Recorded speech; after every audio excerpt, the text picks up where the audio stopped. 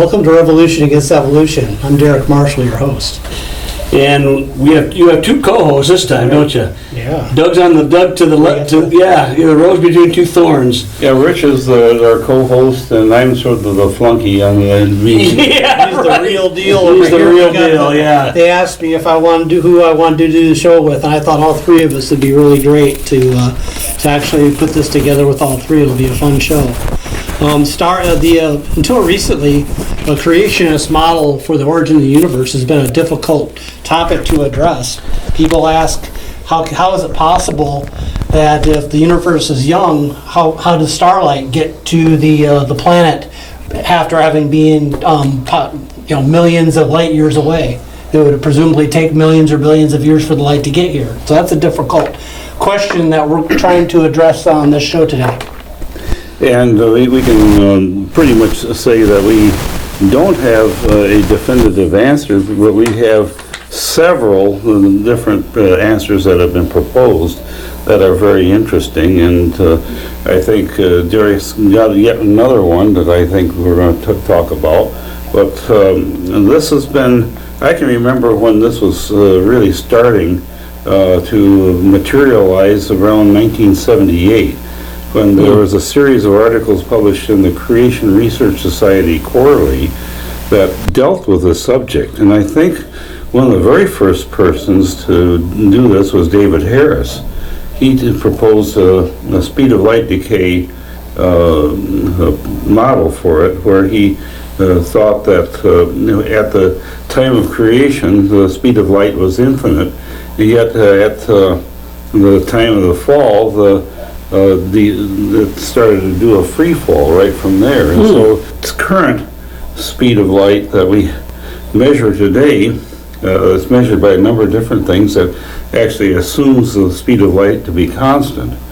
And so there's a lot of things that have to be taken into account with this whole idea that this light that's coming in from outer space is actually millions of years old. Now, is this related to Barry Setterfield's decay of light? Is it similar to that, or is it's a little bit different than Setterfield's model, but David Harris's model, actually, when we interviewed him out in Albuquerque, Humphreys out in Albuquerque, he said that David Harris's model seemed to have some merit, and he wished that he had taken it a little bit further. Yeah. And so there's some, that was one of the things, and then that whole issue got bandied around quite a number of times in subsequent articles in the Creation Research Society Quarterly, and so there was a lot of discussion about that,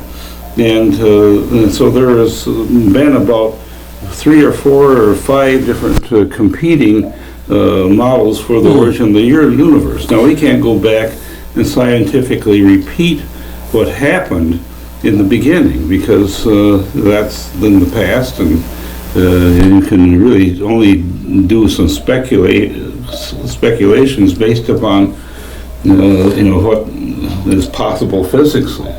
Physics and observationally, like you deal with red shifts and blue shifts and things of that nature. But the thing is, the one thing that the scientific community has really always, and all the subjects that we talk about, is they really don't want to have a supernatural foot in the door.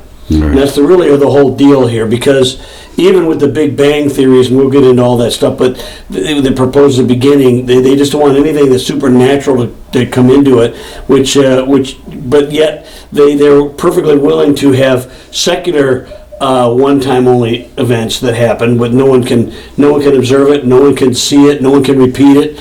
So, we will be, and the truth in lending, if you will, acknowledge that we don't have the answers fully either. We have some speculations, but we have a biblical text that tells us how it happened, and based on the text, we say this seems to be that there are reasonable models that can explain a lot of the stuff, but may not fully. The secular world is in the same kind of quantity, though, Doug. I still remember years ago we studied planetesimal theories and steady state theories and nebula gas theory. All kinds of stuff. And I still remember how the age of the universe was postulated over 30 billion years over 30 billion light years old or whatever it was, and then suddenly the Hubble telescope comes in, and it kind of screwed everything up, and so now it's down to 14 and a half or 14.6 billion or whatever. But the point of it is they don't have any more explanations than we do, but we have a text that says I'm God, I did it this way. Okay? Well, we have a lot of challenges we have to overcome to arrive at some sort of equitable solution to this. First of all, we have ancient cosmogonies that we're warring against from way back. But what I love is the Bible was, and is always correct. For example, the Bible says the earth hangs on nothing. The earth is a circle. Yeah. And that the heavens are stretched forth like a curtain. Well, we find that to be absolutely true. Absolutely. But we also have other ancient cosmogonies, such as Anaximenes, who was a 6th century Greek philosopher, saying that the earth is shaped like a table. So that's where we get our flat earth idea. Okay, all right, yeah. There. So we still are warring against this flat earth false doctrine today. And then also we have other ideas. Leucippus thought the earth was shaped like a drum. We had the Greek poet Pindar, who thought that the earth rested on giant pillars. Who's the one that India or something had, where it was like on an elephant, on a turtle, on an elephant, it was like, but it's kind of like begs the question, what's the bottom, on the bottom left, what are they standing on? Well, it's the elephant's all the way down. It's all the way down to where, I mean, so, but yeah, so. But something that Rich was starting to hit on was, another challenge we have is this idea of instantaneous origin. And it's all based upon unobserved phenomena. And we have things like the Big Bang, something from nothing. Mm-hmm. And they're trying to show in quantum physics that you can get something from nothing using what's called the Heisenberg uncertainty principle, meaning you can't know the speed and the position of a particle instantaneously. So there's a lot of wiggle room in there after you get down to a certain level of smallness. And they're thinking in that area of uncertainty there could have been some quantum fluctuation that could have been the beginning of everything. But again, and I'm not against speculation like that, but when you deal with cosmology or cosmogony, what did you call it? Cosmogony. I've never heard that term. Cosmology uses scientific tools, instrumentation, mathematics, and modeling to explain, whereas cosmogony is more a philosophical okay, that's idea. Good. Anybody can be a cosmogonist. I like that. know? Okay, yeah, all right. Now, the Rick people, is a cosmogonist. Thank you. Hey. the people you mentioned, the ancients, I think in my book I got that from an old book that I found years ago called The Bible in the 19th Century by Luther Townsend.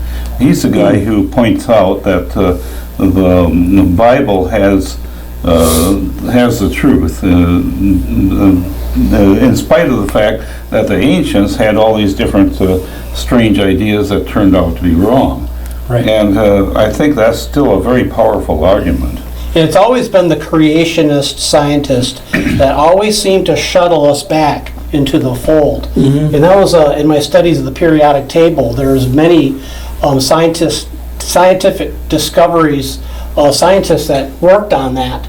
I'd studied like 11 of them that I have in my books. Okay. And a lot of them were Christians, and a lot of them this idea of the atom, or the idea of pure substance, which is a biblical idea of pure substances, because elements were mentioned by name in the Bible, in the ancient texts.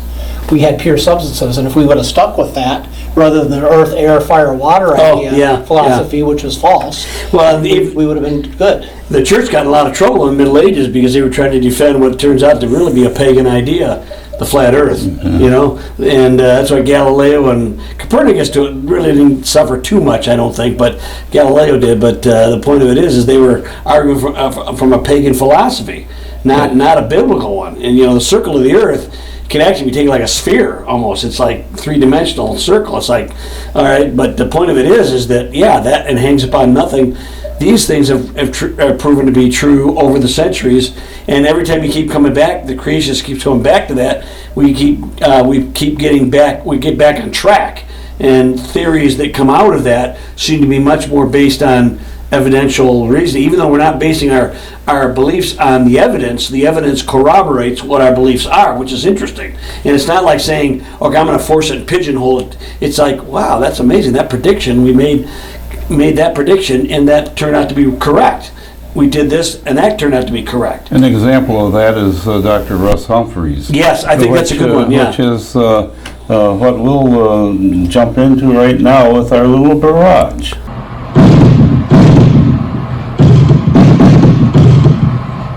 Creation of planetary magnetic fields.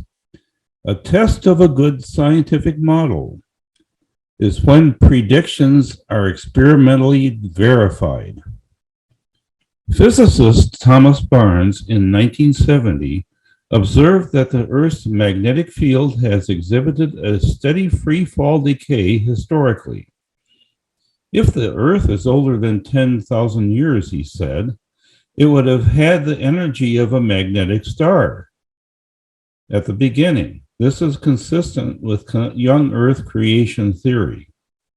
Evolutionists speculated that this field is sustained with a dynamo mechanism over millions of years.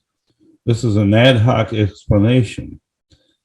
Dr. D. Russell Humphreys took Dr. Barnes's theories a little bit further, applying it to planetary magnetic fields. He observed that the strengths of the magnetic fields of Mercury, Venus, Mars, Jupiter, and Saturn also were consistent with the creationist predictions based upon the mass of the planets and a 6,000-year free fall decay. Based upon that, he predicted the strength of the magnetic fields of Uranus and Neptune in 1978, before Voyager 2 flew by in 1979 and 1986. His predictions were spot on, whereas evolutionary predictions were way off. Subsequent measurements of Mercury showed the decay, and also the Jovian moons fit the predictions. This is strong evidence that the solar system is young, in line with a biblical time scale. And so what we have with Dr. D. Russell Humphreys is that he predicted the magnetic fields of Uranus and Neptune before the Voyager spacecraft actually went and measured those features. Now, it's interesting to me that the space probe that went to Pluto, they didn't do that. It's because it's been consistent with all the different voyages that went to Mercury, went to the Galilean moons, and all of these other places. They all proved Humphreys' creation model theory. They didn't want another one? No. Well, Pluto in itself and what they found there just simply shows that it's a young body. It's not something that has millions of years of history with it, because there's just too much that shows youth. I think there's a lot to his magnetic field study of the magnetic field, because the magnetic field of the Earth is decaying and it's moving rapidly, and I do believe that my personal belief is that's going to come into play in the end times, because there is a aspect of the end times where the day is shortened. That implies that the Earth is going to be rotating more quickly. Okay. And there's a lot of, I'm oversimplifying it, but magnetic field of the Earth is related to the rotation of the Earth, because it's the rotation of the Earth that helps keep the magnetic field active. That's one of many things, very complex subject. And of course, one of the things that always happens with the secular world is when something like this comes out, the magnetic field is actually they've been able to measure it for what? How long has it been? Or Darren, maybe 150 years, 100 years, what? Something like that. Anyway, and it's been a consistent decay rate, and they go, if we extrapolate back the decay rate, less than 10,000 years ago, we'd have the magnetic field of a star. So they said, that's not going to work. So what they're saying is it's decayed, and then it's like a dynamo effect, and then recharges, and then builds back up, and then goes back down. So it's like a pulsating thing or something. But there's no evidence for that. It doesn't work, actually. Yeah, I like your way of Doug so doesn't so matter of factly. It doesn't work. You know what I mean? I don't know why that is the case, but that would not surprise me at all. But there's no evidence for it. One thing, but of course, if it doesn't work, Well, it's an ad hoc explanation. that's exactly right. And it's like after the fact that when they realize this is not working out the way they want it to, they come up with an explanation. It's kind of like young comets or something like that, trying to figure out they regenerate comets or something, but I don't want to get into that. There's one model I wanted to discuss which seems to have gained some traction lately, and that is called the Anastropic Convention. And that's where the light coming in from, Steve Miller talked about this, it's that we're seeing the universe in near real time. In other words, that what is coming in from the universe is actually coming at an almost infinite speed. But the light that we measure here locally in our solar system measures according to the speed of light. And so that's another solution that's being bandied around about. That's in a way that's similar to Russell Humphrey's white hole cosmogony. Yeah. With the Earth at the center, you have an Earth that it's the Earth system is kind of like a ring, and if you have the space-time continuum, you drop the ring down and it creates kind of like an event horizon. And in this ring, there's a very special, we have our normal physics, our normal space-time that we're used to in the solar system, because it's regulated by the waters below being a more of a space-like instead of a time-like area of influence. And then at the ends, you have God pulling, using the scripture, pulling like a tent, keeping the space-time continuum tight. He can pull and he can regulate where this event horizon is. I'm oversimplifying his theory here. I tried to get into the math. You'd probably get the math. I've had the math, but the math is pretty intense. I really respect his work because he brings in the physics. He brings in the math and that's what he's working with. He's working with real world physics units to bring together his theories. And in fact, it was his book, one of the first creationist book I read when I was in school, that really, I kind of had an impasse of whether I wanted to go the physics route or creationist route. I just discovered the creation function. I just decided to go the creationist route because I was encouraged by Dr. Humphrey's book. What, Starlight in Time? Starlight in Time. I was encouraged by something he wrote at the end. I thought, you know what, I'm going to do what he's talking about. I'm going to investigate this, and this is how I got the creation function, which has now turned into a full-blown model of creation. I haven't really discussed, I've discussed the 7-day portion, but I haven't discussed the Starlight in Time portion of it. I'd really rather reserve that to when my book is published that has that information. But one way you can, I think something has been overlooked. I'll just give you a thumbnail of my idea. We know that the 7-day creation, for my creation function, those 7 days are exponentially produce an exponential progression over 7 days. Okay. Because with every rotation of the logarithmic spiral, you get a multiple of each. Oh, I see what you're saying. Yeah. Okay, so if that's over 7 days, what are you going to have if you have a 40-day flood? You have a 40 times exponential increase of the size of the cosmos. And what I found is if you begin with Planck time or Planck length, and you expand Planck length 40 orders of natural magnitude, that is E, you get the diameter of the hydrogen atom. So I have something that's backed up with measurement of, and you started out with something very small, and you got something that's the normal size of what we measure now. And we also know that the flood was actually 370 days long. Right. And we had 4 different drying periods. You had a 73-day period, a 90-day period, and you had a 21-day bird period, which was concurrent with the 90-day period. And then at the last drying phase was the 57 drying phase, where it was God that actually dried the earth. Remember when Noah went out, saw that the earth was dry, but it wasn't dry until 57 days later. Mm-hmm. So there's 4 drying phases. I found each of those drying phases gives a It expresses a dimension Really? of three God-ordained dimensions. They're not north, south, east, west, but No, okay.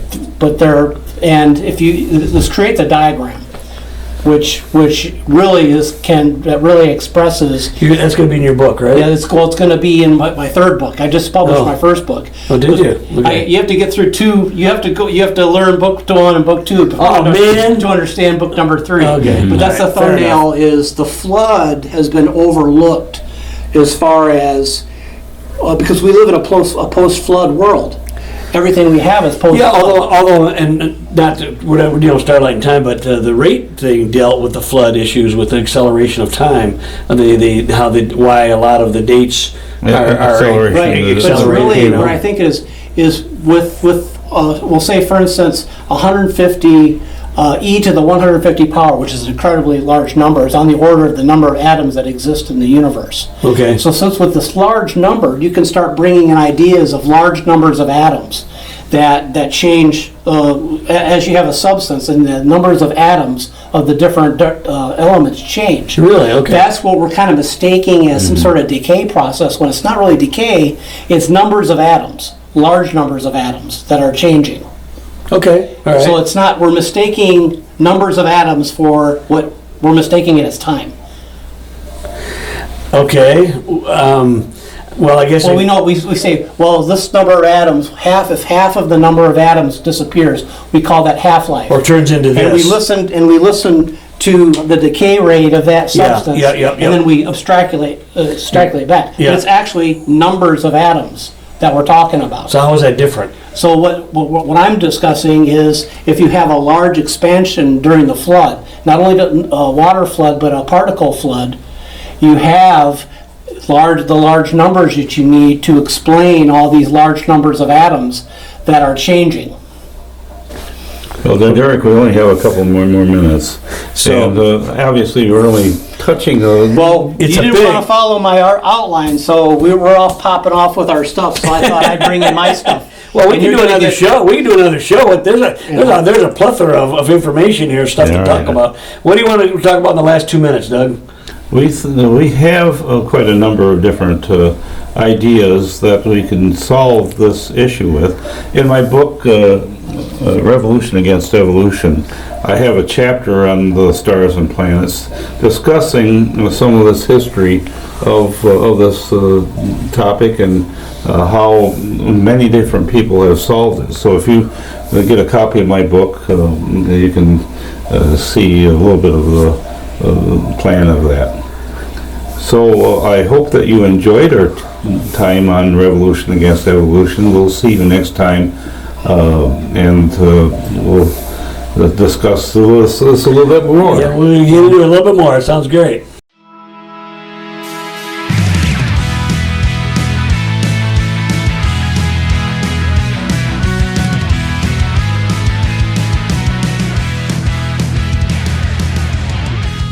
It's creation day 4, creation of the lights in the firmament.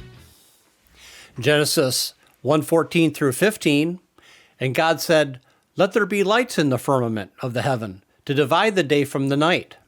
Let them be for signs and for seasons and for days and years. Let them be for lights in the firmament of the heaven to give light upon the earth." And it was so. The great light, the lesser light, and stars were created. Was the great light the sun? I have reason to believe that the great light may not have been the sun. The purpose of the lights was well defined. Signs, seasons, times, and for dividing the night from the day, and from darkness from light. Plants were already created on day 3. They didn't need the great light. The nourish mechanism of plants was explained in Genesis 2:6. There was a mist from the ground. The sun wasn't even mentioned until Genesis 15:12, after the flood. Ever since after that verse, the sun was always referred to as the sun, all the way to the end of the Bible, until Revelation 21:23 says, "In the new heaven and the new earth, there are no sun or moon. even though there still will be trees with leaves. If you read the book of Ecclesiastes, the whole theme of the book is what's going on under the sun. The creation function, night 4. Here's our creation function spiral. We see the pattern break. Hydrogen to iron from the earlier days that we discussed. Fusion's required to increase stability. God is adding.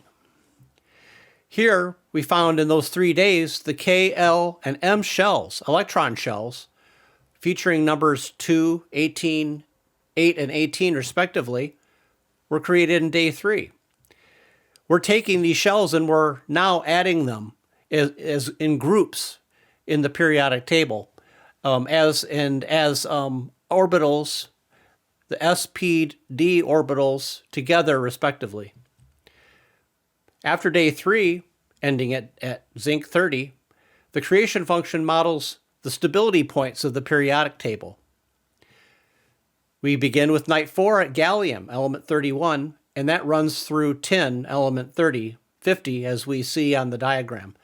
The portion of the spiral that's in the gray period is, or in the gray area, is the night side of the separation grid, which is the line in the diagram. Night 4, gallium, element 31 through tin 50, those are physics magic numbers. The physics magic numbers include the set 2, 8, 20, 28, 52, 82, and 126. Elements with proton or neutron counts with those numbers are very stable. So night 4 is magic. It's a magic night because we see the numbers 20 because the night 4 increase is 20 elements, and it ends on element 50. Creation function day 4, which is the light portion, the bottom portion of the screen. Day 4 starts antimony, element 51, and ends at lead, element 82. The day 4 increase of 32 elements, which is the end shell. That's the 32 element pattern established as atoms are built up. Lead is the largest, stable, naturally occurring element in the crust of the Earth. Lead is double magic, meaning it features 82 protons and 126 neutrons. So far, with the creation function day 4 in its entirety, with its night 4 and day 4, we have magic numbers 20, 50, 82, and 126 are accounted for. The end of night 4 is tin, element 50. The end of day 4 is lead, element 82. Tin and lead are in the same group 14 of the periodic table. The Earth-Moon ratio, bringing this back to stars, great light, lesser light, is 81 to 1, which is really close. Actually, it's a little greater than 81 to 1. It's really close to the 82 ending of day 4. Creation function, the planets, and periodic table of the elements correspond. For example, Mercury. It takes 200 seconds for light to reach Mercury from the sun. That's a scaled value of 11, which corresponds to sodium. That begins the 3s portion of the periodic table.